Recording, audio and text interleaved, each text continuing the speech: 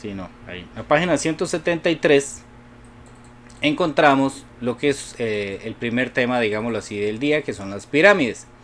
Las pirámides, pues ya todos tenemos alguna referencia, ¿verdad? De lo que es la pirámide, desde que vemos, por ejemplo, todo lo que son los documentales estos, ¿verdad? De las pirámides de Egipto, las pirámides que aparecen mayas, ¿verdad? Las mexicanas y las guatemaltecas, no son una pirámide tan estilizada, digámoslo así, como las de Egipto, y son como acotadas por arriba. Ahorita cuando hablemos de las partes o las secciones planas, tal vez podremos abordar un poquitito acerca de eso, ¿verdad? Por ejemplo, en las mallas, ¿verdad? Que vienen como cortadas en la parte de arriba. Este es un documento de National Geographic. Ya hace algún tiempo salió, ¿verdad? Donde hicieron una reconstrucción, una animación digital de cómo se podían ver las pirámides de Egipto. Ahí está cargando. Ok, así es como las vemos nosotros normalmente, ¿verdad? Esa es la forma en la que nosotros las encontramos. Si pudiéramos o si vamos allá, ¿verdad? Pero las pirámides de Egipto cuando se crearon tenían un recubrimiento. Vamos a ver dónde está la imagen. Esta es. No recuerdo de qué es. Aquí más abajo dice de qué fue el recubrimiento que ellos hicieron, pero es como lo que nosotros llamamos como un repello, ¿verdad? Entonces la pirámide de Egipto era de ese tipo. Las pirámides de Egipto tienen una característica y es que son de 4 caras laterales, ¿verdad? Las pirámides en realidad no tienen por qué ser de 4 caras laterales, pueden tener 3, pueden tener 5 o pueden tener incluso más de 5 caras laterales. Entonces así es como las vemos nosotros, ¿verdad? En realidad las caras laterales lo que forman es como un tipo de triángulo, ¿ok? Y en la base, ahorita vamos a ver una animación que tengo ahí, y en la base lo que se forma o lo que se dibujaría si juntamos las aristas de las bases es un cuadrado, ¿verdad? Entonces nosotros tenemos mucha referencia acerca de eso, ¿verdad? De lo que son las pirámides, sobre todo por las pirámides de Egipto, son como las más famosas. También hay una en Francia que hicieron como una reconstrucción, creo que es como de cristal, de un museo, ¿verdad? La pueden buscar también. Y creo que en Las Vegas también hicieron como una reconstrucción de las pirámides, si mal no recuerdo. Entonces nosotros tenemos pues esa referencia. Pero bueno, matemáticamente una pirámide la podríamos ver un poquito así. Vamos a aprendernos de cómo se llaman las partes, ¿verdad? Aquí a lo que a nosotros nos interesa más que todo es aprendernos cómo se llaman las partes de una pirámide.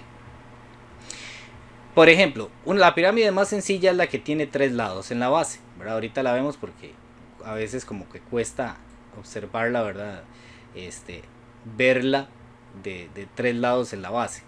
Digamos que esta es una pirámide que tiene 4 lados en la base. Bueno, la base, para definirla, para ir desde el puro principio, ¿verdad? La base es este cuadradito que está un poquito más oscuro, que se ve abajo, y es justamente desde donde empieza la pirámide a crecer hacia arriba, ¿verdad? Entonces es lo que conocemos como base, ¿ok? La base puede tener 3 lados, ya 2 lados no puede tener, ¿verdad? 3 lados, entonces tendría 3 caras laterales, ¿verdad? Si tiene 3 lados, tendría 3 caras laterales. Ahí la vemos como se va moviendo. Hay una, hay una cámara ahí que va apuntando hacia el cielo de los compañeros que está activa. Entonces, para que la cierre, por aquello de que anda, no sé si anda afuera. Entonces ahí tenemos la pirámide, ¿verdad? Ahí tenemos la pirámide de 3 caras o de 3, sí, de 3 lados en la base, ¿verdad? Puede tener 3 lados. Este link es un programita que es en línea, entonces yo se los voy a pasar. Los que tienen computadora lo pueden ver muy bonito ahí, y en celular también funciona, pero es mejor en la compu. Ahí les voy a pasar el link en el chat para que ustedes también trabajen con esto y lo vean, porque es interesante pues manipularlo, y así uno va aprendiendo cuáles son las partes. Entonces ahí tenemos la base de 4 lados también. Podría ser de 5 lados, como este caso de aquí. Esa sería una pirámide, ¿verdad? Que tiene 5 lados. Todas las pirámides que nosotros estamos viendo son pirámides regulares. ¿Qué quiere decir que sean regulares? Que todos los lados en la base van a medir lo mismo y que todas las caras van a ser exactamente iguales. podrían existir pirámides donde no se cumpla esa característica, ¿verdad? Donde dos caras sean más grandes que las otras dos, por ejemplo. O incluso nosotros vemos lo que se llama o estamos estudiando pirámides rectas, es decir, que de la base hacia arriba van en ángulo recto. Pero podría ser que en una pirámide el vértice no esté en ángulo de 90 hacia abajo, o sea, perpendicular, sino que más bien esté como torcidillo, ¿verdad? Eso lo podríamos pensar como que nosotros agarremos un gorrito, ¿verdad? Como el gorrito ese de Harry Potter, ¿verdad? Que cuando habla se le tuerce como la punta, ¿verdad? Entonces algo así podría ser, ¿verdad? Que ande como inclinado. Nosotros solo vamos a trabajar en pirámides rectas, o sea, pirámides donde el vértice, o sea, la parte de arriba, el ápice, que ahorita vamos a ver cómo se llama también, está perpendicular al centro de la base. ¿Ok? Eso es lo que estamos viendo. Bueno, ahí tenemos de 5 lados, podría tener 6 lados, o 7 lados, 8 lados, etcétera. Ahora ya lo que la imaginación nos dé, esta sería una de 8 lados, ¿verdad?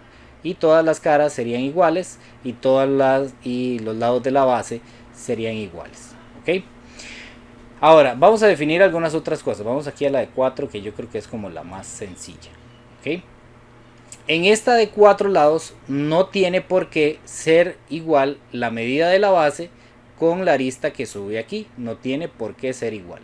Si es igual es cuando yo les digo que se forma un tetraedro. Pero si no es igual, no importa. Sí puede ser más alta. Esto sería como por decirlo así una tienda de acampar, ¿verdad? Las tiendas de acampar podría ser que sean más altas que lo anchas que son, o podrían ser más anchas que lo alto, ¿verdad? Hay algunas tiendas de acampar que son bajitas, ¿verdad? Pero que a lo ancho son bastante anchas. Esto podría representarse como una tienda de acampar, ¿verdad? Ok, a los lados de la base se les llama aristas. Aristas de la base o aristas basales. Ok, eso tenemos que aprenderlo. Aquí viene en la antología, ¿verdad? Ahí viene, ¿verdad? Ustedes van a tener todos esos datos que yo les estoy diciendo. Pero además les voy a mandar este link para que ahí pues vayan activando y desactivando los elementos y así se los vayan aprendiendo. Entonces, la arista de la base son los 4 lados en este caso que forman la base. 4 porque la base es un cuadrado. Si tuviera 5, pues entonces sería un pentágono, ¿verdad? Y entonces tendría 5 aristas basales. La segunda o el segundo elemento que para mí es de los más importantes es la altura de la pirámide. ¿Ok? Esto es como que nosotros nos metamos ahí en la tienda de acampar, ¿verdad? Ingresemos a la tienda de acampar y lleguemos hasta el centro. Y de ahí veamos directamente hasta la parte más alta, hasta la punta, ¿verdad? No se llama punta, se llama vértice, ápice o cúspide. Ahorita lo vamos a ver ahí. Pero si nosotros vemos directamente hasta la parte más alta, esa va a ser la altura de la pirámide. Entonces cuando le digan altura de la pirámide, no es por afuera, no es en ningún otro lado, no son estas lineecitas negras, no. La altura es desde el centro de la base hasta el vértice, hasta la parte de arriba. ¿Okay? Esa es la altura de la pirámide. Ahora, apotema de la base. ¿Okay? Es la distancia que tengo que recorrer yo desde el centro de un lado de la base hasta el centro de la pirámide. ¿Ok? Entonces, por ejemplo, si esto es un cuadrado y el lado total mide 4, entonces yo tendría que recorrer nada más 2 metros aquí, que mida 4 metros, por ejemplo, que sea una tienda de acampar. Y yo nada más tendría que recorrer 2 metros para llegar al centro de esa pirámide, ¿verdad? Entonces esa es la apotema de la base. La distancia que hay desde el centro del lado hasta el centro de la pirámide. ¿Ok? De la base de la pirámide. La apotema de la pirámide es diferente. La apotema de la pirámide es igual desde el centro del lado, pero recorriendo la cara hasta la punta. Esto es como que, bueno, yo no sé si a ustedes les ha pasado, pero a mí me gustaría alguna vez ir a las pirámides de Egipto. Claro, eso nunca va a suceder, ¿verdad? Pero comenzarlas a subir por aquí. Es más, las mayas yo creo que tienen una, ¿cómo se llama? Como una escalera por ese lado. Ahorita las busco aquí en el internet. Vamos aquí a que se vayan cargando. Pirámide. Creo que es de Chichén Itzá, como se llama, ¿verdad? Esa. Vamos a ver una imagen aquí que se vea bien bonita. Ahorita hablamos de estas pirámides porque no son una pirámide así como les decía, apegada realmente a la definición, porque está cortada y además tiene estos elementos por ahí, ¿verdad? Es como un poquillo menos estilizada que las de Egipto. Quiero ver la imagen. A ver, abrir la imagen en pestaña nueva aquí. Ok, ahí está. Pero entonces, la apotema es como que nosotros comenzáramos a subir por aquí, ¿verdad? En el centro del lado, en el centro de la cara, como que comenzáramos a subir ahí, y eso sí, esta pirámide es cortada por arriba, tiene una sección plana, ahorita vamos a ver eso, y si esta fuera una pirámide completamente, entonces llegar hasta la punta. Eso es lo que nosotros conocemos como apotema de la pirámide, ¿verdad? Que nosotros empecemos aquí, en el centro del lado, comenzamos a subir, hasta llegar hasta el vértice, o también se llama ápice o cúspide. Esos son los nombres que tiene. Creo que aquí viene en la plataforma, bueno, viene vértice. Vamos a ver qué otros nombres vienen. Es que estoy con el mouse aquí, como me cambié, estoy con el mouse loco y se va hasta abajo. Sí, no los viene aquí, por lo menos donde lo veo. Pero sepan que la parte de arriba de la pirámide se llama vértice, ápice, ahorita lo anoto aquí, o cúspide. Voy a anotarlo aquí. Se llama ápice, así tildado en la A, ápice. O también pues cúspide, ¿verdad? Esa sí es una palabra pues más representativa de lo que es una pirámide, ¿verdad? Si nosotros vamos a subirla ahí, que sería muy interesante, ¿verdad? Ir a subir. Estas tampoco dejan subir. Pero si uno pudiera subir y llegar hasta la parte más alta, pues esa sería la cúspide de la pirámide, ¿verdad? Igual aquí, ¿verdad? Sería interesantísimo poder subir ahí. De hecho, yo vi un reportaje de unos que lo hicieron y se subieron hasta ahí, pero es prohibidísimo, ¿verdad? Bueno, esos son los elementos de la pirámide. Además, tenemos lo que se conoce como arista lateral. Voy a quitar aquí la apotema de la pirámide.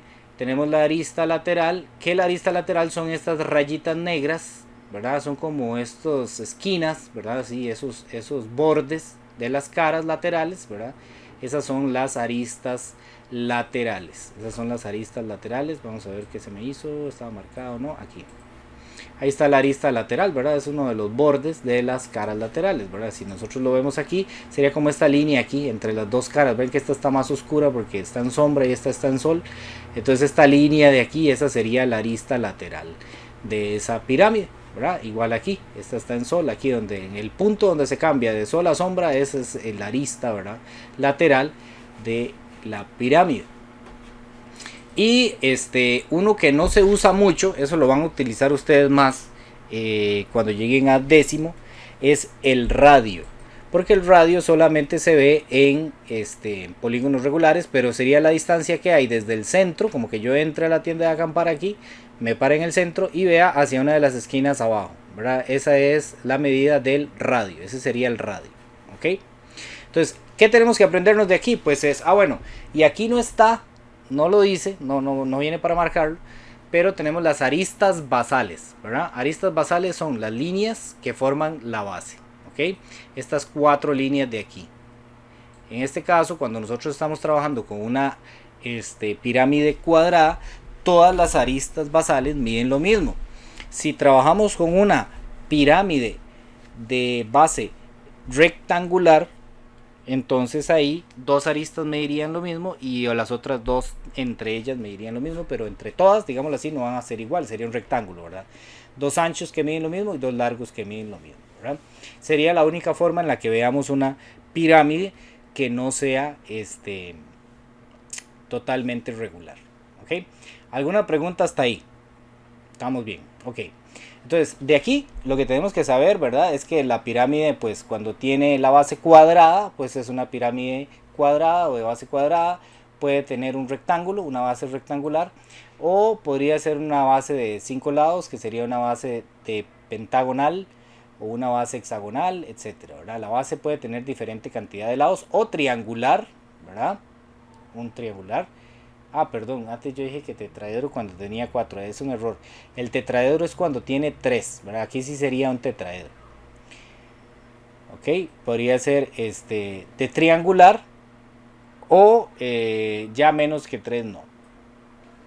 La altura puede variar, ¿verdad? Puede ser más alta o puede ser más baja, eso no hay problema, ¿verdad? La altura no tiene por qué ser igual a la medida de los lados, la altura puede variar dependiendo de la construcción de la pirámide, eso no le afecta, no la deja de hacer pirámide.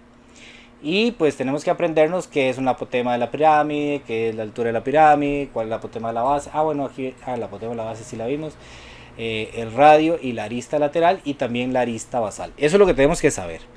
En los exámenes y así, ¿qué se pregunta? Muchas veces nos ponen, por ejemplo, una figura así, ¿verdad? Y nos ponen rayitas, pero sin las palabras. Entonces nosotros tenemos que decir cómo se llama cada uno de esos elementos, ¿verdad? Por ejemplo, aquí nos hacen una rayita. ¿Cómo se llama esta rayita que va desde el centro hasta arriba? Se llama altura.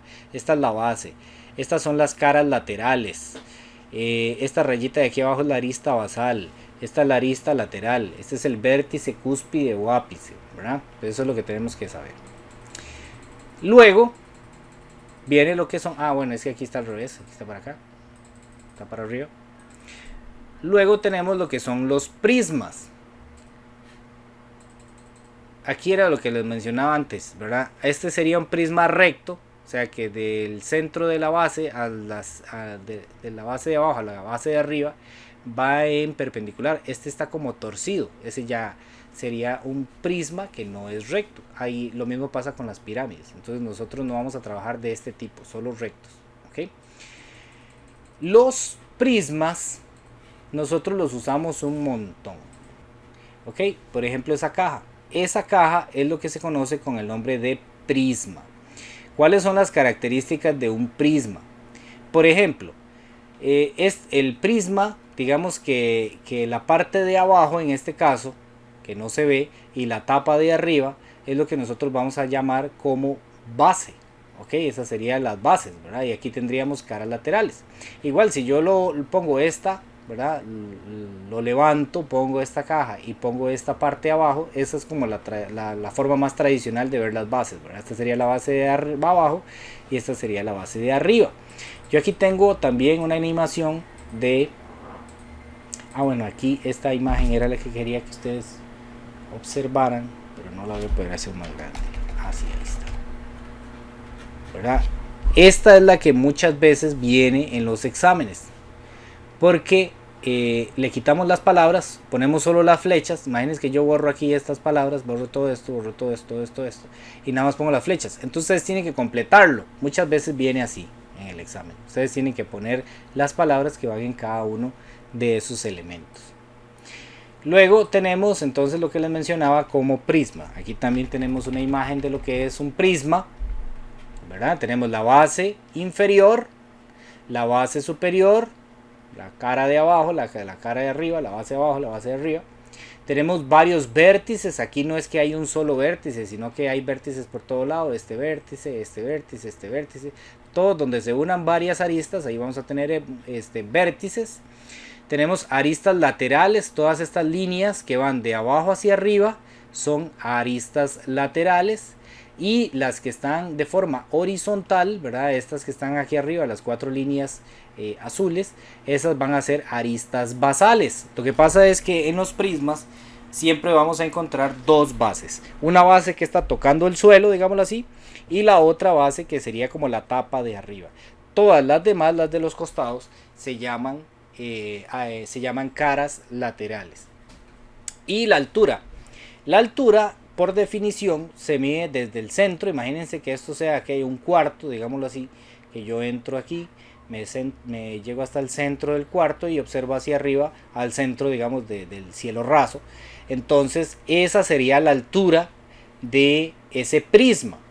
Pero en realidad esa misma medida es lo que mide aquí mismo en el arista lateral. Entonces la altura por definición es en el centro, pero en realidad yo la puedo trasladar y es la misma que aquí, que en las aristas laterales. Entonces si aquí en la arista lateral dice que mide 5, entonces esa va a ser la altura de ese prisma.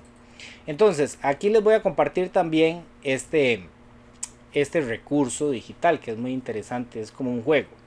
Este recurso es un GeoGebra. Lo que se trata es de que ustedes ubiquen los elementos que les dan aquí en estas cajitas, ¿verdad? En estos cuadros donde corresponde correctamente. Esto es un prisma, ¿verdad? En forma como de tómbola, o también podríamos decir que es de ese tipo de instrumentos que usan para el compost, ¿verdad? En este caso, vean que la base es un hexágono, ¿verdad? Tiene 6 lados, 1, 2, 3, 4, 5, 6 lados, ¿verdad? Y al otro lado tiene lo mismo.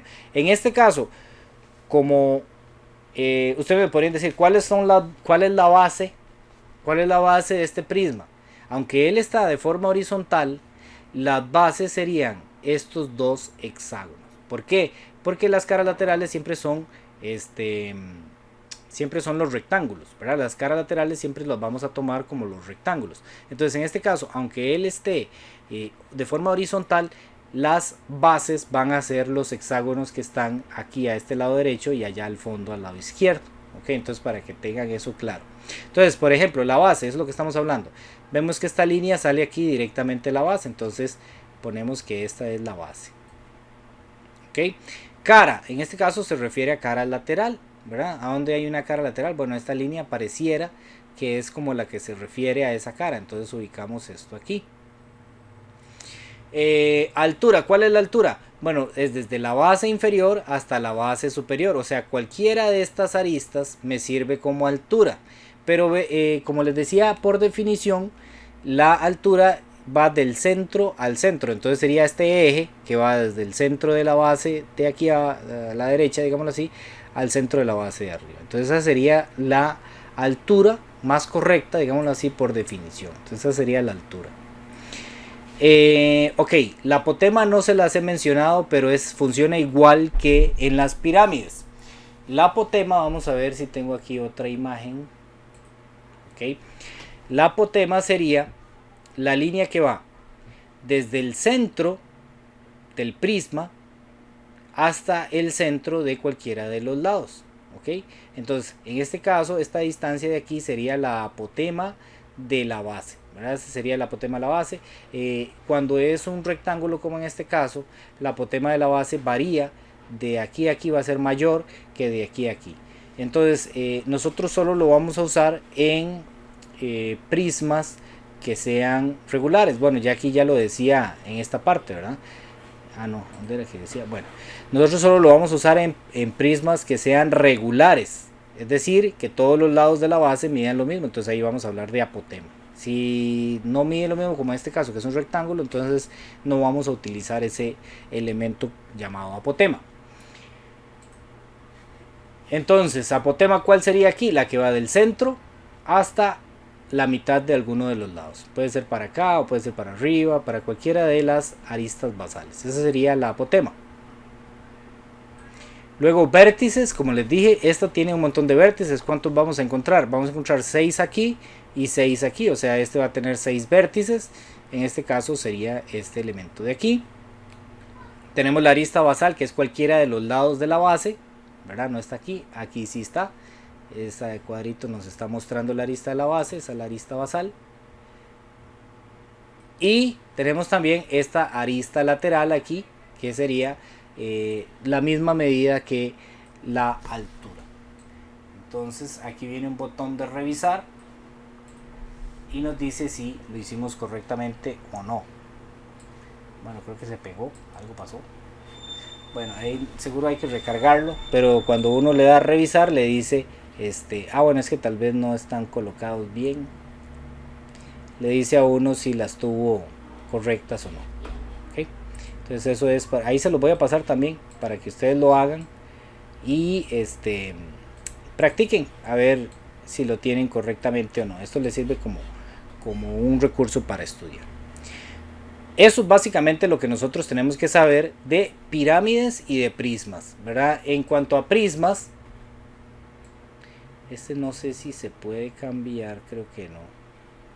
Bueno, lo que les mencionaba era que los prismas pueden tener en su base un cuadrado o puede tener más lados. Podría tener 5 lados, 6 lados, como en la tómbola esa que estábamos viendo anteriormente. Puede ser más alto, puede ser más bajo.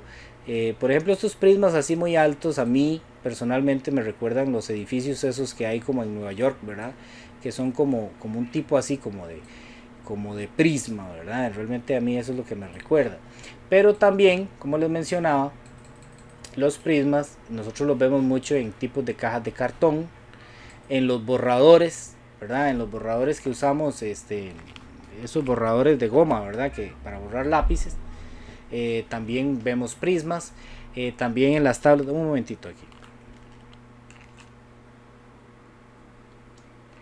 En las tablas de construcción, ¿verdad? En las tablas de construcción, si nosotros los vemos, realmente son un prisma, o los tubos esos que se usan para soldar, ¿verdad? Los tubos que se usan para la construcción también son prismas.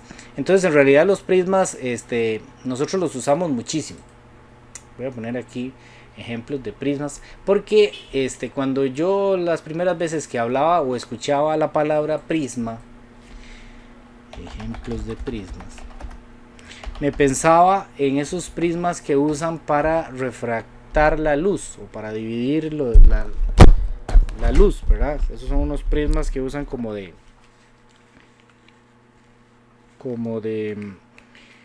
vidrio, de cristal, ¿verdad? Y muchas veces en eso es lo que a mí me recordaba. Pero en realidad los prismas son cualquiera de estas formas, ¿verdad? Puede ser un prisma triangular, donde la base sea un triángulo. Puede ser un prisma cuadrangular, donde la base sea un cuadrado. Un prisma pentagonal con base de pentágono, o prisma hexagonal con base hexagonal. La mayoría de los prismas que nosotros trabajamos, que son como en realidad son como las cajas de cartón, donde la base no es un cuadrado, ni un pentágono, ni nada de eso, sino que más bien es un rectángulo, ¿verdad? En noveno les va a tocar a ustedes ya ahora sí trabajarlos con ejemplos, ¿verdad? Con valores y sacar áreas. Antes se sacaban volúmenes, pero por ahora solo van a sacar áreas, es decir, necesitan saber cuánto mide esta de aquí y la altura, y con eso hacer cálculos, ¿verdad? Pero en octavo nosotros nada más nos vamos a aprender cómo se llaman las partes de esos prismas. Les mencionaba que yo, cuando las primeras veces que yo escuché prisma, yo me imaginaba esto. Esos eran los prismas que yo me imaginaba, ¿verdad?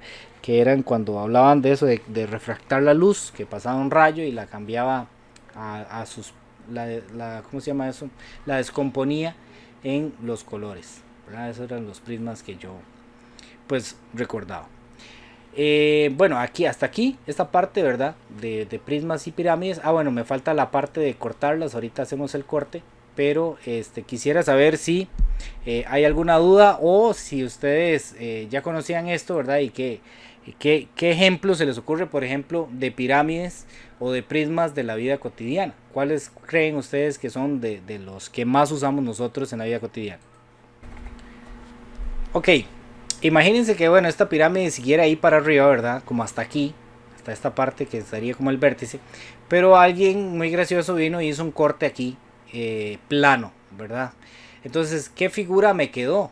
¿Verdad? Como la figura en realidad en la base es un cuadrado, supongamos que es un cuadrado y no un rectángulo, entonces esa, a la hora de que yo vengo y hago un corte plano, a eso le llamamos un corte plano, o sea que como que uno agarre un machete y le haga ras y le corta la punta aquí a esta pirámide, ¿qué figura me queda aquí dibujada? Me queda una figura igual a la base, ¿verdad? Si en la base es un cuadrado, entonces aquí arriba lo que se me va a dibujar es un cuadrado. Si en la base hubiera sido de 5 caras, ¿verdad? Entonces yo vengo a ese corte aquí, ras, lo que me va a quedar es un pentágono. A eso es lo que nosotros, un pentágono. A eso es lo que nosotros le llamamos cortes planos, ya sea en pirámides o en prismas. En los prismas, y nosotros digamos que esta sea la barra de mantequilla, agarramos el cubierto, aquí agarramos el cubierto y le hacemos un corte aquí, cortamos un pedacito de la barra de mantequilla, ¿verdad? Entonces eso es lo que nosotros conocemos como corte plano, ¿verdad? Entonces, ¿qué figura me queda aquí donde hice el corte? Me va a quedar esta misma figura, ¿verdad? Si era un rectángulo, me queda un rectángulo. Si era un pentágono, me queda un pentágono, etcétera. Entonces, eso es lo que mencionaba aquí la ruta del aprendizaje, donde decía determinar qué figura se obtiene mediante secciones planas o cortes planos, ¿verdad? Los cortes planos tienen que ser paralelos a alguna de las caras, ¿verdad? No pueden ser oblicuos porque entonces ya ahí sí se forman cosas diferentes. Pero esa es la idea, ¿verdad? Cuando habla de secciones planas, pues es simplemente ir pensando qué pasaría si la corto de aquí para acá, qué pasa si la corto de aquí por el medio, ¿verdad? ¿Qué figuras se van formando? Aquí no tiene demasiado, no tiene demasiada ciencia. Ya comienza a ver uno, por ejemplo, qué pasa si uno hace el corte así hacia abajo, ¿verdad? Como en diagonal, ya uno comienza a imaginarse diferentes figuras, pero sobre todo esto es más interesante cuando ustedes lleguen a quinto y van a ver las secciones planas, por ejemplo, de los conos o las secciones planas de el cilindro, que se forman algunas figuras un poquitito diferentes ahí.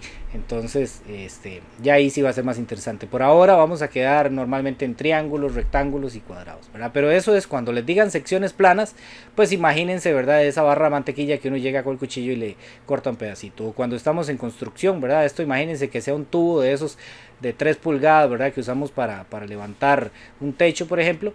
Y muchas veces el constructor viene y le hace un corte aquí, y ahí eso es lo que estaría haciendo una sección plana. Entonces eso es lo que se refiere esta parte cuando dice aquí en el tema 15 y el tema 16 de obtener secciones planas. Ok, entonces hasta aquí vamos a haber terminado estos 4 temas. No sé si tienen alguna pregunta, alguna duda o un comentario con respecto a eso. Y si no, pues vamos a pasar a lo que es la parte de álgebra ya, que son funciones lineales, que ahí pues sí nos vamos a llevar un ratito más. Entonces, ¿alguna pregunta hasta aquí? Ah, sí, muy bien. Eso está aquí, antes de la página 153. Vamos a ver, en la 153 está, bueno, esta antología en digital, ¿verdad? Porque la que está en físico tiene la numeración diferente. Son unas páginas, unas cuantas páginas menos o más, no me acuerdo exactamente cómo es. Aquí están, ven, los prismas. En la página 172 de esta antología digital, que es la que podemos descargar de la página del CONET, ¿verdad? Si no se acuerdan, ahí hay una página del CONET donde yo puedo descargar todas estas antologías. Entonces ahí viene, en la página 172, la base, que es la parte de arriba, y la de abajo, ¿verdad? Tenemos los vértices, la altura. Vean que aquí la altura de una vez se la dieron en la arista lateral, pero la altura sería como esta de aquí que va en el centro. Arista lateral, cara lateral, arista básica. Esto me parece más como un error. Vean, ya te dije mal también.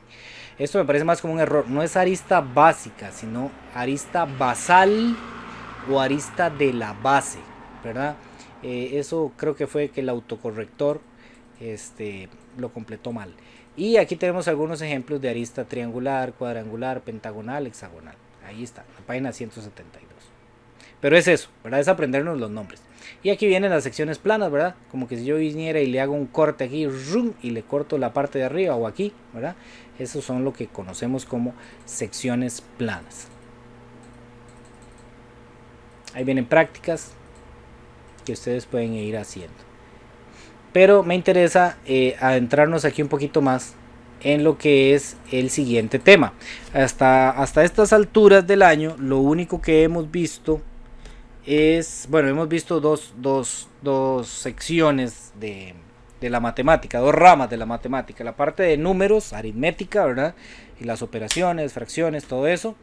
Y luego vimos la parte de geometría, que son como las más tangibles, ¿verdad? Las partes que nosotros nos relacionamos más. Ahora vamos a entrar en un tema que es un poquitito más abstracto, que ya tenemos que imaginarnos un poquito más las cosas, no son tan tangibles, no son tan concretas, que es el tema de álgebra. En este caso, lo primero que vamos a ver, antes de irnos ahora a Semana Santa, es el concepto de función. ¿Okay? Vamos a primero hablar de lo que es la función.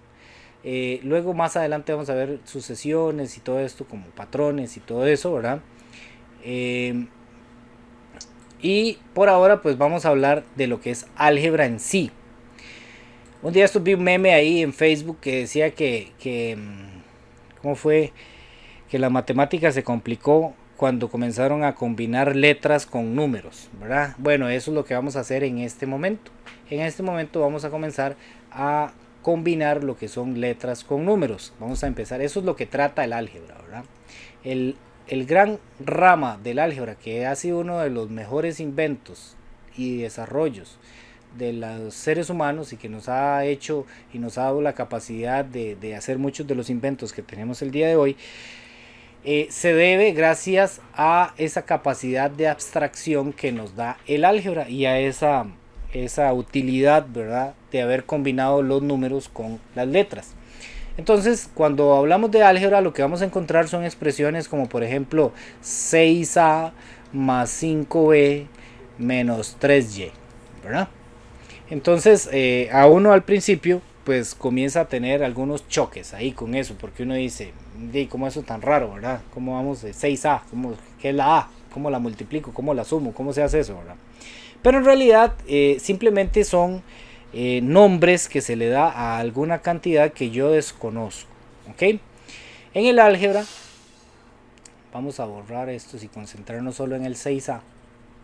En el álgebra, en la parte del número, nosotros le vamos a llamar coeficiente numérico.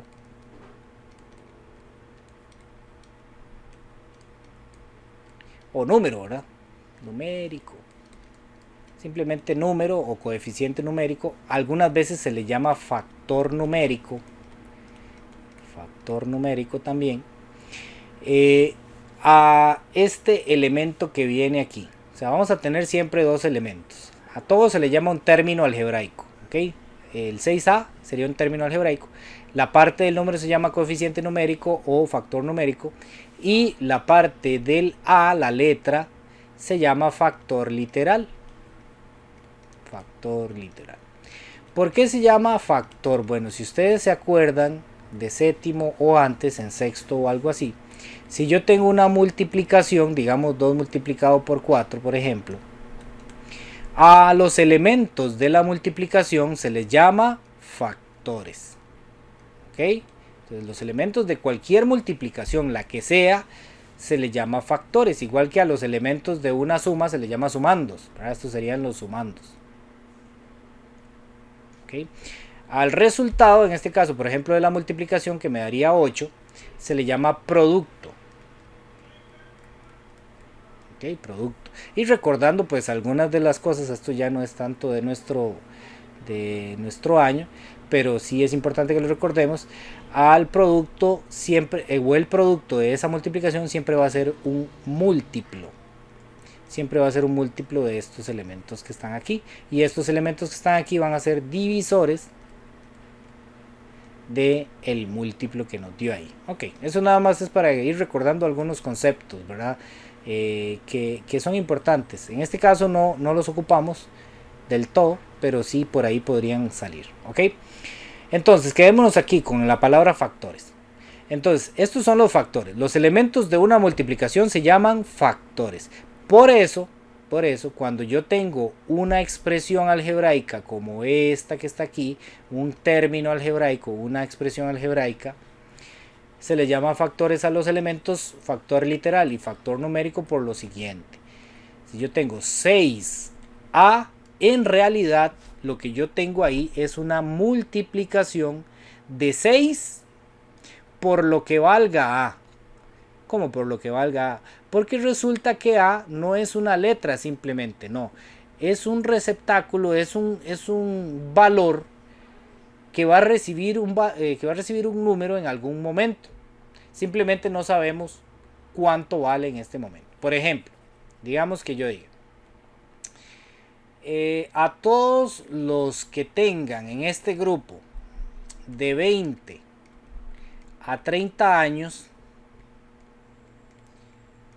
les voy a regalar, les voy a sumar 5 puntos en la nota, por ejemplo, por decir algo, ¿ok? Pero no se preocupen, los que tengan más de 30 les voy a sumar 10. No, mentira. Entonces, digamos que yo digo ese ejemplo, pero yo no sé cuántos tienen de 20 a 30 años, no sé, ¿verdad? Entonces, ¿qué es lo que digo? Bueno, va a haber una cantidad ahí que desconozco, que no sé cuánto es, llamémosla X, ¿verdad? Entonces, a los que tengan esa cantidad de años, que van a ser X, que no sé cuántos son, a ellos les voy a sumar 5 puntos. Y de ahí, de esa necesidad de ponerle un nombre o de representar de alguna manera los valores que yo no conozco, de esa necesidad es que salieron o nacieron las incógnitas o los factores literales o las letras que nosotros encontramos en el álgebra, ¿verdad? Entonces en este caso, esta X es lo que nosotros vamos a llamar una incógnita. Luego vamos a hablar bien de las incógnitas, porque las incógnitas son cuando yo estoy haciendo una ecuación y necesito encontrar el valor. Pero en este caso pues es una incógnita porque yo no sé cuánto vale. Entonces de ahí es que salen las letras.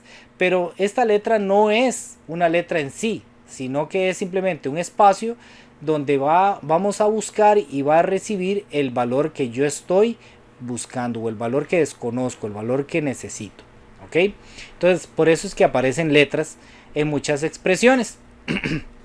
Si ya yo sé que de 20 a 30 años hay 6 estudiantes, entonces ya yo no tengo que escribir la X, sino que voy a usar el 6, ¿verdad?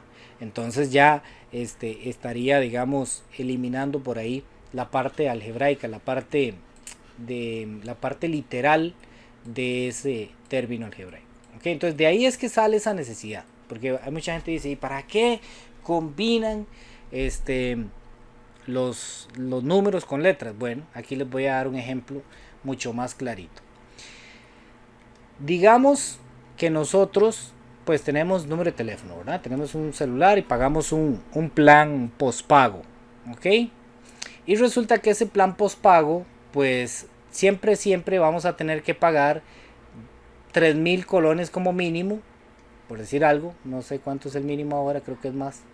No voy a ser tan positivo, la vida está muy cara. Digamos que hay que pagar 5.000 colones como mínimo, ¿ok?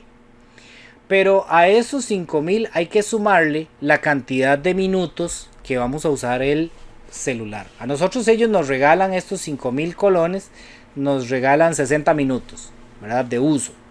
Pero si nos pasamos de esos 60 minutos de uso por mes, entonces nos van a cobrar una tarifa de 50 colones. No, voy a ponerle, para que no se repita el 5, voy a ponerle aquí 70. 70 colones el minuto. ¿Ok? Pero ¿cómo represento el minuto? ¿Cómo lo pongo? Así, minuto. O le pongo un cuadrito ahí para saber que ahí van los minutos. O le pongo un símbolo para saber que ahí van los minutos. O ¿qué hago, verdad? Entonces en matemática lo que hicimos fue usar una letra. ¿Ok? Normalmente usamos la X, pero aquí, por ejemplo, como son minutos, yo podría poner M. Y entonces esta M lo que me diría es, vean que aquí hay una multiplicación implícita siempre. Siempre que haya un número y una letra juntos, tenemos que entender que ahí hay una multiplicación. Eso ya es algo que va a venir siempre. O sea, siempre que haya un número y una letra pegados, ¿verdad? Sin que aparezca ninguna operación explícita, esto va a venir así. Va a venir así, 70M, nada más. Entonces ya ahí yo tengo que entender que aquí hay una multiplicación, ¿ok? Entonces de ahí, de esa necesidad, porque yo no sé cuántos minutos voy a gastar, ¿verdad? Yo no sé, o la empresa no sabe cuántos minutos va a gastar una persona en el mes. Puede ser que no gaste ni uno, que en ese caso M sería 0, ¿verdad? Que no gaste minutos adicionales, que solo use los 60 que tiene en el plan. O podría ser que más bien ya pase hablando y use 120 minutos, 300 minutos, 400 minutos, por decir algo. Entonces, como no se sabe, como es una incógnita, como no se conoce el valor exacto de cuánto va a ser esa cantidad, entonces se le pone una letra y entonces ya obtenemos una fórmula. Esto es lo que conocemos como una fórmula, ¿verdad? En la escuela las vimos como fórmula y en los años anteriores las vimos como fórmula. Pues resulta que ahora nosotros no las vamos a llamar fórmula, sino que las vamos a llamar función. Y a las funciones, para saber que estamos ante una función, le vamos a poner f de función, ¿ok? Y entre paréntesis vamos a poner la letra que tiene esa función, ¿ok? En este caso, la función tiene a la m, entonces voy a poner entre paréntesis ¿cómo se llama?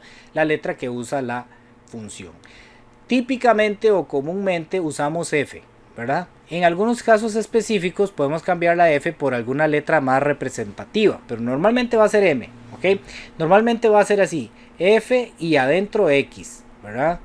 Pero si nosotros queremos que la fórmula sea un poquito más representativa del ejemplo que nosotros estamos viendo, pues por ejemplo en este caso como son minutos aquí, entonces yo pongo una M, porque voy a poner una X si no me representa nada. Y cambiamos también la F para decir por ejemplo que el saldo que tenemos que pagar es un saldo, ¿verdad? Tenemos que pagar un saldo, entonces el saldo con respecto a los minutos que vamos a usar está dado por la fórmula 5000 más 70m, donde m son los minutos. Espera que se me atravesó aquí el cuadrito del Teams. 70m. Ok, y esto es lo que nosotros conocemos como función lineal. Esto es una función lineal. Para no hacernos muchas bolas, hay muchos tipos de funciones, ¿verdad? La más básica de todas, que es la que nosotros vamos a ver el día de hoy, es la función lineal. Luego ustedes en noveno van a trabajar la función cuadrática, en décimo también, en cuarto y quinto van a utilizar o van a aprender lo que es la función exponencial, la función logarítmica, y en la universidad van a ver otro tipo de funciones. Pero entonces nosotros vamos a ver primero aquí la función lineal. ¿Por qué se llama función lineal? Bueno, por una razón muy simple. Si yo dibujo una función lineal, vamos a ponerlo aquí usando el recurso de internet. Es que estoy aquí. Vamos a poner aquí gráfica función lineal. ¿Qué pasó? Ahí, sí, seré Vargas. Gráfica de la función lineal.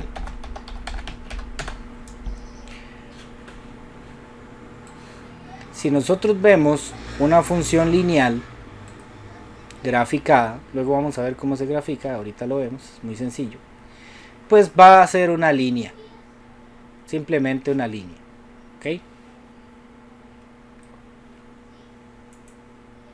Una línea recta, así. ¿Verdad? Aquí, por ejemplo, esta sería la gráfica, esta sería la recta que tiene o que se relaciona con esta función lineal, que aquí ya viene como de la forma más típica que nosotros podemos encontrar. La función en este caso sería f de x, porque la función va a tener como letra a la x, ¿verdad? Esta parte de aquí simplemente es como un título, como una referencia de qué es lo que viene. Y nos dice que la función lineal en este caso sería 2 multiplicado por la x menos 1. Si la graficamos vamos a obtener esta línea recta. Por eso se llaman funciones lineales. Hay otras funciones que no son lineales. Por ejemplo, la función cuadrática. La función cuadrática, cuando ya se dibuja, ¿verdad? Lo que se obtiene es una parábola. Este tipo de imágenes se llama parábola. Vamos a verla aquí. Esto es lo que conocemos como una parábola. Esto es una función cuadrática. Ya no es una línea recta, ¿verdad? Sino que es una parábola. Y aquí viene la función, ¿cómo sería? El f de x es igual a x a la 2 más x menos 2. Entonces, bueno, esas las vamos a aprender en noveno y en quinto. Perdón, en noveno y en cuarto, y también en quinto vamos a trabajar un poco de eso. Entonces, esto es lo que vamos a ver nosotros, función lineal. Ahora, volviendo al ejemplo. Digamos que yo gasté, me gusta hablar por teléfono y gasté 140 minutos. ¿Ok? Gasté 140 minutos en el mes. Entonces viene la empresa con la que yo contraté el plan postpago y dice, bueno, tenemos que calcular cuánto va a pagar este señor este mes.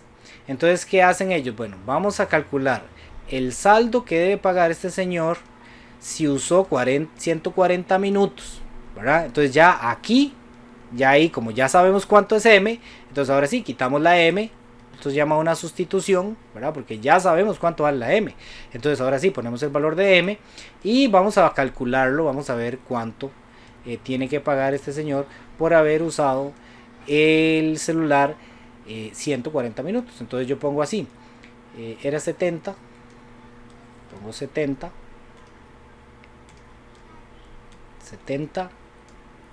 por, y esta es una práctica una buena práctica que ustedes pueden hacer.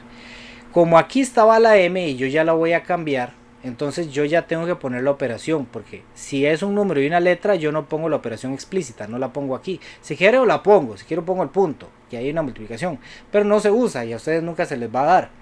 Pero cuando ya ahora sí yo vengo y sustituyo, cuando ya voy a cambiar el número que me dieron, entonces es una muy buena práctica encerrarlo entre paréntesis para saber. Los paréntesis simplemente lo que me van a hacer ahí es como resaltar que ahí yo hice una sustitución. Estos paréntesis, aquí es donde estaba la M, ¿verdad? No son necesarios. No es necesario que ustedes pongan esos paréntesis. Pero yo como recomendación les digo, traten de poner siempre esos paréntesis porque nos van a servir para para resaltar dónde fue que se hizo la sustitución. Entonces nosotros nos vamos a la calculadora. Entonces, como ustedes ya tienen chance de usar calculadora, si quieren lo hacen mentalmente, ¿verdad? Si ustedes quieren esto lo hacen a pie o mentalmente o como ustedes quieran. Pero yo les digo, no se compliquen, vivan felices como dice aquel señor. Nosotros lo que hacemos es, nos venimos a la calculadora. Y esto les dije, ¿verdad? Que simplemente es como un título, como un orden, ¿verdad? Para saber qué estamos haciendo, ¿verdad? Aquí estamos diciendo, vamos a calcular el saldo si usó 140 minutos. Pero esta parte no la tenemos que hacer nada, simplemente es como un título que vamos a ir ahí arrastrando. Y la parte que nos interesa a nosotros, la parte de evaluación, es esta que está aquí. Entonces yo vengo y pongo 5000 más 70 por paréntesis que no son obligatorios y no son necesarios, pero es importante dejarlos. Después van a ver por qué. Por ahora da igual que los pongamos o no, pero más adelante cuando venga el asunto un poquillo más enredado, sí van a ser muy necesarios. Entonces lo pongo así, igual a como está aquí, ¿verdad? Solo de aquí para acá, eso sí, de aquí para acá es lo que yo escribo en la calculadora. Y le doy igual. Y me dice 14.800. Entonces, ¿qué es lo que me está diciendo? Bueno, me está diciendo, el saldo a pagar por usar 140 minutos va a ser igual a 14.800 colones, ¿verdad? En este caso que estamos pensando que la tarifa es en colones, ¿ok? Entonces, eso es lo que nosotros hacemos cuando nos digan, hay que evaluar o hay que calcular el costo de algún tipo de función lineal. Y eso es, las funciones lineales son eso, ¿ok? Ahora vean qué interesante.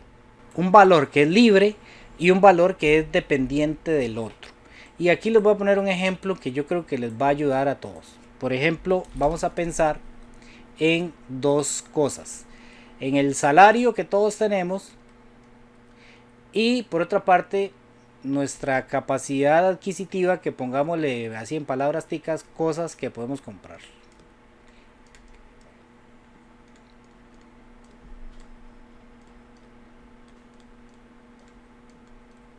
Ok, entonces ahí tenemos dos variables, a esto le llamamos variables. Ok, por un lado tenemos el salario y por otro lado tenemos las cosas que podemos comprar. ¿Qué encontramos aquí? Vamos a encontrar que hay una relación de dependencia, es decir, las cosas que nosotros podemos comprar van a depender exclusivamente de nuestro salario. Mientras más alto sea nuestro salario, más cosas vamos a poder comprar. Mientras más bajo sea nuestro salario, menos cosas vamos a poder comprar, ¿verdad? Entonces, si yo tengo un salario, qué sé yo, de 100.000 colones, por ejemplo, digamos que a la quincena, ¿verdad? Tengo un salario de 100.000 colones a la quincena, entonces voy a poder comprar cierta cantidad de cosas, ¿verdad? Si tengo un salario de 200.000 colones a la quincena, entonces ya voy a poder comprar más cosas de las que podía comprar antes, ¿verdad? Y así sucesivamente. Entonces, siempre va a haber una variable independiente y una variable dependiente. La independiente nos podría generar como problemas de lógica ahí, porque uno dice, como eso no es independiente, no es el que se... Porque independiente es que hace lo que quiera, ¿verdad? Digamos, yo digo, soy un hombre independiente, sí, sobre todo. Soy un hombre independiente, entonces puedo hacer lo que se me dé la gana, ¿verdad? Eso sería como la idea que nosotros tenemos de la definición de independiente. Entonces, si nosotros pensamos en la independiente, a veces se nos puede complicar saber cuál es la independiente y cuál es la dependiente. Pero la dependiente de fijo va a ser dependiente. Entonces, por ejemplo, en este caso, en esta relación de salario y cosas que puedo comprar, ¿cuál de las dos depende de la otra? Es completamente claro que depende de la otra.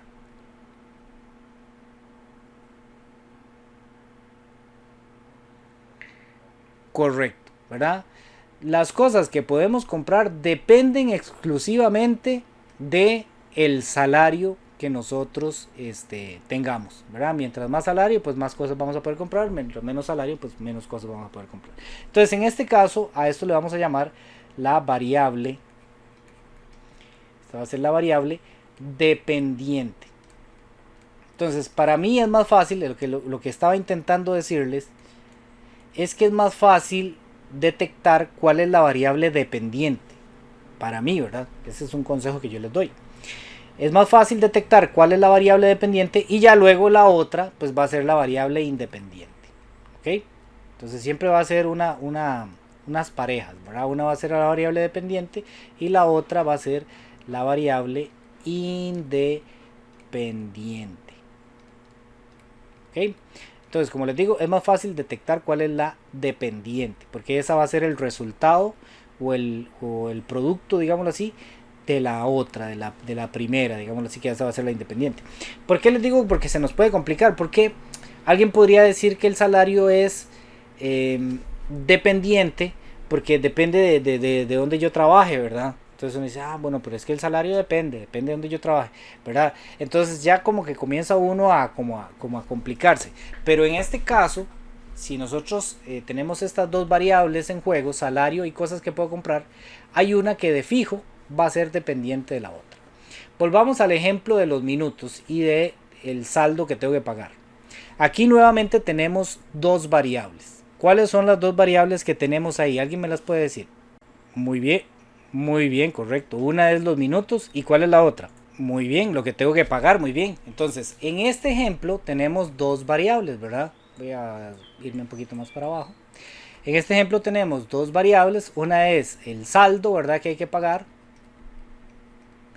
Y otra es los minutos de uso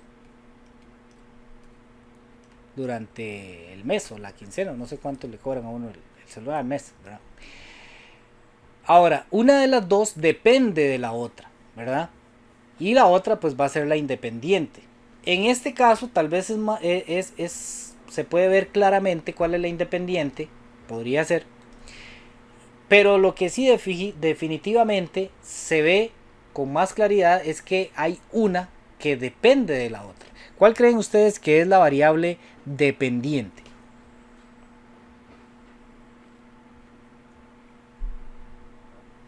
Muy bien, el saldo, este saldo que tengo que pagar, ¿verdad? O la tarifa que tengo que pagar, va a ser la variable dependiente. ¿Por qué es la variable dependiente? Porque depende de cuántos minutos yo use el celular, así va a ir variando el saldo, ¿verdad? Por ejemplo, que era lo que quería mostrarles en la gráfica, pero al final me hice un coloche y no se los pude mostrar. Por ejemplo, si usamos el celular 30 minutos, ¿quién me puede decir cuánto costaría 30 minutos según ese ejemplo? ¿Verdad? Voy a poner aquí, el ejemplo era 5.000 más 70 M. ¿Cuánto costaría usar el celular 30 minutos? ¿Cuánto tendría que pagar? Bueno, perdón, Sí, hágalo así, 7.500. 7.500 les digo. Es un poquito más de 7.500. 7.100, correcto, 7.100. Entonces, si yo uso el celular 30 minutos, olvidémonos de que nos regalaban, ¿verdad? Los primeros 60, digamos que 30 minutos más de la cuenta, ¿verdad? Entonces, si usamos 30 minutos, nos va a costar 7.100. Si usamos 60 minutos, y vean que esto no va a ser proporcional, ahí luego hablamos de qué es proporcional. Si usamos 60 minutos, ¿cuánto creen que vamos a tener que pagar? Muy bien, 5.350. Excelente. Entonces vean que yo fui libre de ir escogiendo estas, ¿verdad? Estas las escogí libremente como ejemplos. Pero estas fueron resultado, ¿verdad? Estas fueron resultado de la que yo escogí, ¿verdad? Escogí esta y esta me salió como resultado. O sea, esta depende del valor que yo escogí. Esta depende de que se escoja el valor 60. Esta depende de que se haya escogido o gastado, en este caso, el valor 30. Entonces hay una que puede variar libremente, que yo la puedo escoger. En este caso, la vida real, por eso les decía que sí se puede ver más que este es independiente. ¿Por qué? Porque yo uso el celular el tiempo que a mí me plazca, ¿verdad? Yo lo uso libremente. Puede ser que lo use 5 minutos o que lo use 2 horas si quiero, ¿verdad? Obviamente dependiendo de la capacidad que uno tenga para pagar, ¿verdad? Pero yo lo voy a escoger yo, nadie me obliga.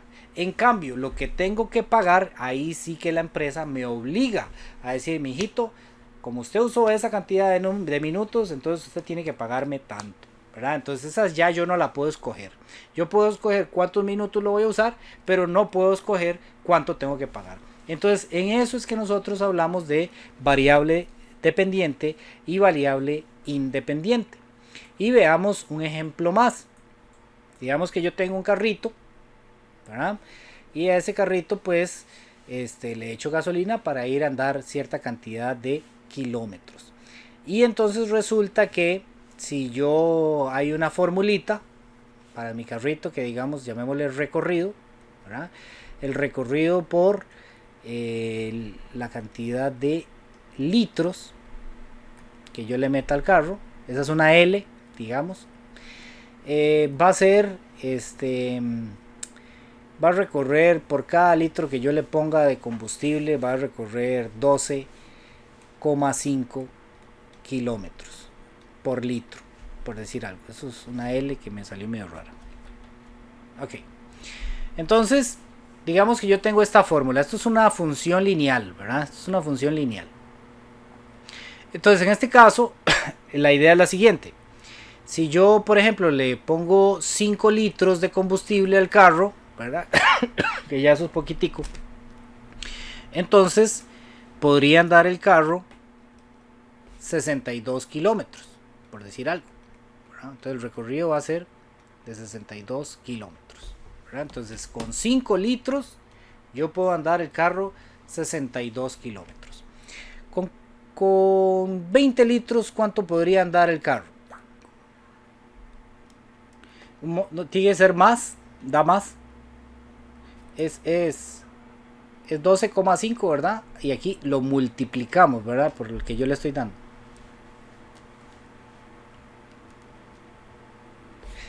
Correcto. 250. Ah, ya, sí, tienes razón, Jay, sí.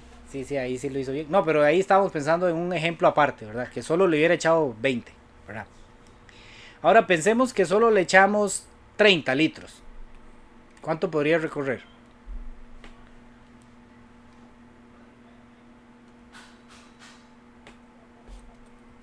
375. Muy bien, muy bien.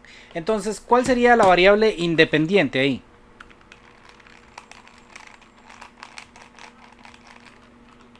Dígame.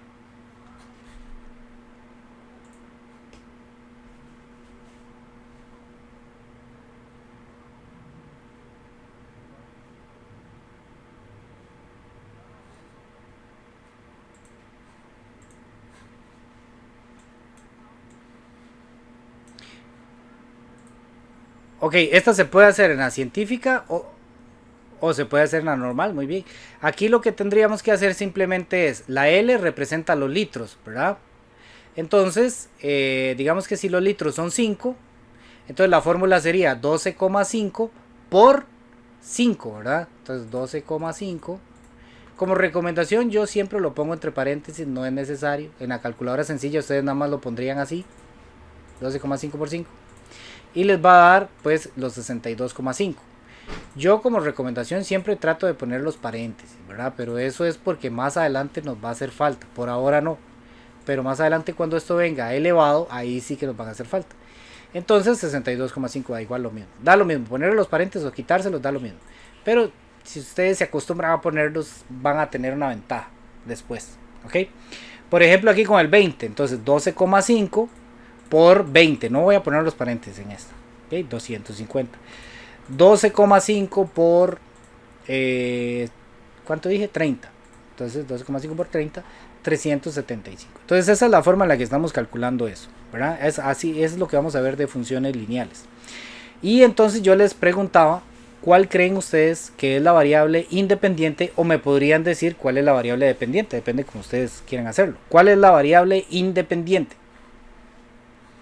Muy bien, los litros de gasolina va a ser la variable independiente. ¿Por qué? Porque yo llego a la bomba y yo escojo, ¿verdad? Obviamente depende de la plata que tenga, pero yo escojo cuántos litros de gasolina quiero ponerle. Lo que ya ande el carro va a ser un resultado de la gasolina que yo le haya puesto, ¿verdad? No es que este va a ser lo que yo quiera, ¿verdad? Sería lindísimo que yo le eche un litro y que el carro ande 1000 kilómetros porque yo quiero, ¿verdad? Pero no, va a ser un resultado de la cantidad de gasolina que yo haya que le haya echado al carro, ¿verdad? Entonces tenemos aquí por un lado la variable independiente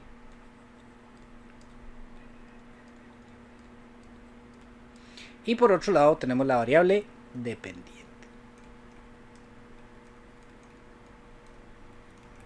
¿Ok? Entonces vean que ya no, pues, no se ve tan feo, ya no se ve así tan diabólico, ¿verdad? Porque había un meme ahí que era de que quién fue el que le incluyó las letras a la fórmula y era el diablillo, ¿verdad? Las letras a los números, que incluyó letras y números, ¿verdad? Era el diablillo. Ya ahora sí yo creo que no lo vamos a ver tan diabólico, ¿verdad? Porque es simplemente la letra ocupa un lugar que más adelante nos van a definir cuál valor es, ¿verdad? Pero por el momento pues no sabemos cuál valor es, entonces se le pone una letra, ¿verdad? Pero es simplemente como una señal de que ahí va un valor y que luego vamos a ver cuál valor es el que va ahí. ¿Okay? Entonces aquí ustedes van a tener en la antología, van a tener diferentes valores, ¿verdad? Diferentes ejemplos. Por ejemplo aquí dice que 2 kilogramos de queso cuestan 3.200, ¿cuánto se puede comprar con 5.000? Bueno, esa es una pregunta que les iba a hacer aquí, no tienen que resolverla todavía. No vamos a entrar en esto, más adelante en las próximas clases y semanas vamos a entrar en eso, pero yo les podría preguntar a ustedes, ¿cuántos litros necesito yo de gasolina? Digamos que quiero ir a la frontera, que son, ¿cuánto eran? Como 400 kilómetros, ya no recuerdo. Digamos que quiero ir a la frontera y volver, y digamos que voy a andar, no sé, 700 kilómetros. ¿Cuántos litros de gasolina, según este ejemplo, necesitaría para poder ir a la frontera y volver? ¿A alguien se le ocurre?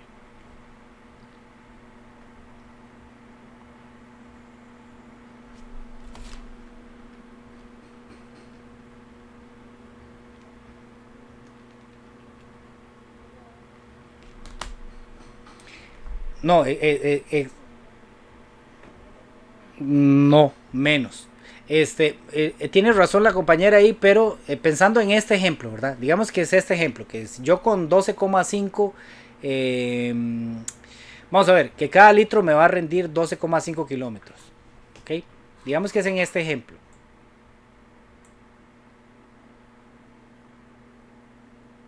Cada litro le alcanza para 12,5 kilómetros.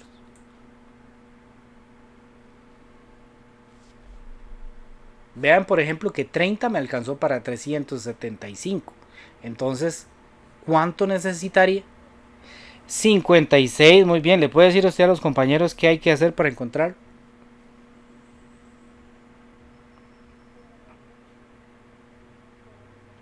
Correcto, ¿por qué? Correcto, esa es la forma en la que se hace, muy bien.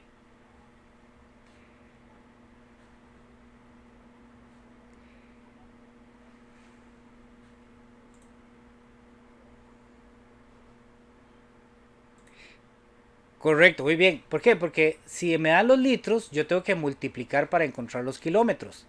Entonces, si me dan los kilómetros, yo tengo que hacer lo inverso para encontrar los litros. Si en esta dirección, ¿verdad? Si en la dirección inicial me daban litros y yo encuentro kilómetros multiplicando, ¿verdad? Entonces, al revés, si me dan los kilómetros y quiero encontrar los litros, tengo que hacer lo inverso, ¿verdad? Con los mismos datos, pero inverso, que es dividir. Y ahí es donde se encuentra. Dime. Sí, 700 kilómetros, ¿verdad? 56, correcto. ¿Verdad? Ya lo hicieron, ustedes se adelantaron porque esto lo vamos a hacer más adelante, ¿verdad? Pero sí era una pregunta que quería hacerles, ¿verdad? Que para que vayamos pensando en eso. Las funciones tienen esas dos direcciones. Tienen la dirección original, digámoslo así, que es donde me dan la variable independiente y yo encuentro la variable dependiente. O también está la opción que me den la variable dependiente y yo tengo que encontrar la variable independiente. Pero bueno, eso vamos a meternos en ese charquito, nos vamos a meter en las próximas clases. Entonces ahí en antología, ya para terminar la clase, ya se nos fue el ratito otra vez, siempre se nos va muy rápido. Ahí vienen diferentes ejemplos. Por ejemplo, aquí la idea era que nos decían kilogramos de queso y cuánto cuestan. Nos dicen que 2 kilogramos cuestan 3.200. Entonces ven que aquí 2 valen 3.200. Entonces 1 costaría 1.600, ¿verdad? 3 costarían 4.800, 4 costarían 6.400, 5 costarían 8.000 y ahí sucesivamente, ¿verdad? Esa es una función lineal. Aquí vean que viene la gráfica, vamos a ver, y para que vean que es una línea recta, vamos a dibujar aquí. Debería haber empezado por este ejemplo que estaba mejor. Nosotros vamos siguiendo los puntos y ¿qué se nos dibuja? Se nos dibuja una línea recta, ¿verdad? Y entre más kilos compremos, esto es lo que yo quería hacer en el gráfico que no me salió, mientras más kilos compremos, pues más plata vamos a tener que ir pagando, ¿verdad? Si seguimos pagando aquí 8.000, entonces va a ser más arriba de 10.000. 8.000. 8 kilos me va a salir más arriba de 10.000. 9 kilos me va a salir todavía más arriba y así sucesivamente, ¿verdad? Entonces eso es lo que nosotros tenemos que ver de las funciones lineales. Siempre son una línea recta. Y ahí vienen varios ejemplos. Y esto de sucesiones lo vamos a ver un poquito más adelante. Todavía no nos vamos a enredar mucho en eso. Ustedes lo vieron en séptimo, pero todavía no nos vamos a meter mucho ahí. Y quiero que vean esta partecita. Estaba más adelante, es aquí. Bueno, aquí lo de las tablas es lo mismo que nosotros hicimos, ¿verdad? Me dan la variable independiente aquí y yo, usando el criterio de la función, voy encontrando la variable dependiente, que es la que está abajo, ¿verdad? Simplemente ir completando las tablas. Pero no venía aquí, no lo vi. Es que era en el libro de octavo que yo lo manejo muchas veces por ahí. Pero bueno, ahí es donde ya tenemos el asunto de lo que son variables independientes y dependientes. Las próximas clases vamos a seguir con este tema. Ahora en adelante vamos a trabajar muchísimo con este tema de función lineal. Y ya para terminar, algo que se me olvidaba mencionarles, todas estas funciones van a venir de la siguiente forma. Todas van a venir así, una letra en mayúscula, normalmente va a venir la X entre los paréntesis, va a venir un valor, que es yo 30, la X, y se le suma o se le resta otro valor, ¿verdad? Puede ser una suma o puede ser una resta, digamos que aquí sea 100, ¿ok? Podría ser cualquier número, ¿verdad? Podría ser 2x menos 5, como sea, ¿verdad? O sea, aquí los valores pueden cambiar todos, no hay problema, ¿ok? Lo que sí es que más o menos siempre va a tener esa estructura, va a tener la variable, que esta va a ser la independiente siempre, esta va a ser la variable independiente, y va a tener el coeficiente numérico de aquí. A este coeficiente numérico que siempre viene a la par de la variable se le llama pendiente. Esa es la pendiente, ¿ok? Mientras más grande sea la pendiente, la recta cuando la dibuje va a ir más hacia arriba, ¿verdad? Si la pendiente es pequeñita, por ejemplo, digamos que la pendiente sea 2, entonces la función cuando yo la dibuje va a tener una inclinación un poquito menor, ¿verdad? Mientras más grande va a ser más hacia arriba. Por eso cuando nosotros vamos en una cuesta decimos, ay, esta pendiente es muy pronunciada. Bueno, es más o menos la misma idea. Mientras más grande sea el número de aquí, la pendiente va a ser más pronunciada, más parada, digámoslo así como decimos nosotros cuando vamos subiendo una cuesta. Ahora, también pueden ser negativas. Por ejemplo, que venga así, menos 3x más 8. ¿Qué pasa cuando la pendiente, este valor que está aquí, es negativa? ¿Qué pasa? Pues simplemente que la línea va a ir hacia abajo, ¿ok? De izquierda a derecha hacia abajo. Por ejemplo, aquí imagínense que nosotros vamos subiendo, ¿verdad? Aquí vamos para allá, vamos subiendo, ¿verdad? Siempre de izquierda a derecha. Aquí la pendiente sería muy grande, una pendiente, que la pendiente siempre se representa, para no escribir toda la palabra pendiente, siempre se representa con la letra M. Entonces aquí estamos diciendo que la pendiente es muy grande, ¿verdad? Una pendiente muy grande. En cambio aquí tenemos una pendiente, si aquí fuéramos subiendo nosotros esta cuestilla, ¿verdad? Ya la pendiente no sería tan grande, sería una pendiente grandecilla, pero no tanto. Y si más bien aquí, ya aquí vamos más bien bajando casi que sentados, ¿verdad? Ojalá en un cartón. Aquí vamos bajando, aquí ya la pendiente es negativa, es una bajada, ¿ok? Entonces este numerito que viene aquí siempre se llama pendiente, el que viene a la par de la X, es el que viene a la par de la X. ¿Por qué? Porque a veces nos dan la función como más desordenada, digamos así, menos 8x, por ejemplo. Entonces no importa el orden que venga, yo me fijo que el valor que está a la pura par de la X, ese es la pendiente. Por ejemplo, en este caso la pendiente es negativa, entonces también sería una línea que va para abajo. Entonces esto es lo que nosotros conocemos como una línea decreciente, va para abajo, es decreciente. Esos son datos o conceptos que poco a poco vamos a irnos aprendiendo, ¿verdad? Estas son pendientes o líneas crecientes porque van ascendiendo, es creciente, y estas son decrecientes. ¿Cuándo es decreciente? Cuando la pendiente es negativa. ¿Cuándo es creciente? Cuando la pendiente es positiva, ¿verdad? Por ejemplo, aquí la pendiente es positiva, aquí la pendiente es positiva, aquí la pendiente es negativa, aquí la pendiente es negativa. Entonces esos son datos que vamos a irnos aprendiendo poco a poco.